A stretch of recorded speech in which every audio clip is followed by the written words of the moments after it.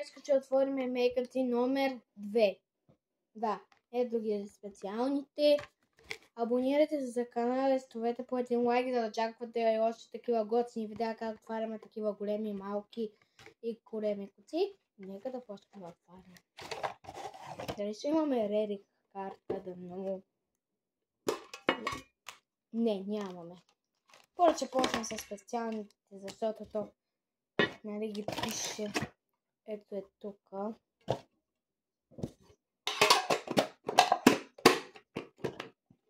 Тук да е затвори. И ето го. Ето е тея. И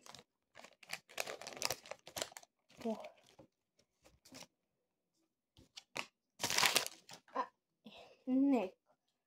Кол Палмър се нарича, аз казвам така. Александър Грималдо. Не, Аледжандро Грималдо. Джуд Белингъм. И Федерико Ди Марко. Те са специални. Аз специални са, мога ги възмена, защото има. Да, ето вижте.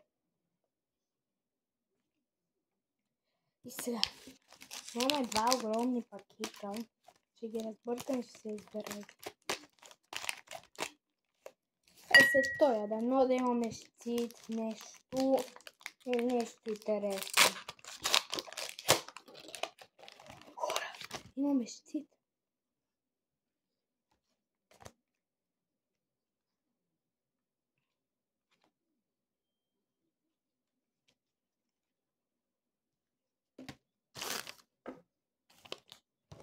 Значи, имаме Барселона, Тотнам, тук Байерн Мюнхен, нормалната имахме, ПСЖ,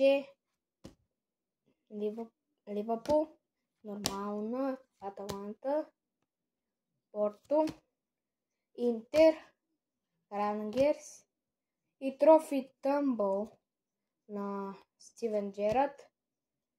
Подпис Легенда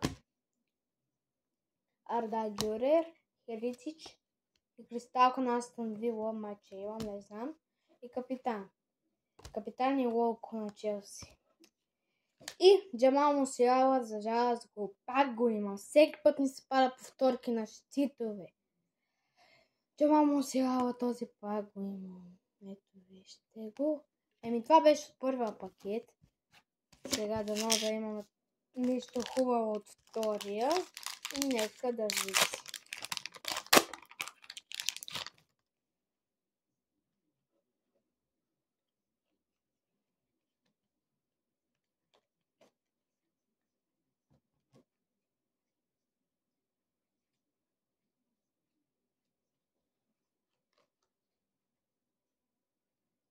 Значи, тук имаме Барселона, Лазио, Рангерс, Интер, нормално, ето вижте, Ливърпул, вратар на Аталанта, Аке, имаме нормално, ПСЖ, Бар Леверкузен, Борусия Дортмунд, Тотнам. И сега почваме специалните. Имаме капитан,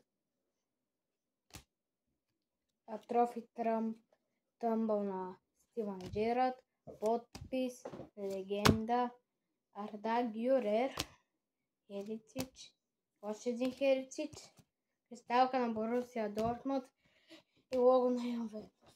И хората, това беше най-специалната. Нищо хубаво, освен това не ни се падна. Ето, да видите на кърпа.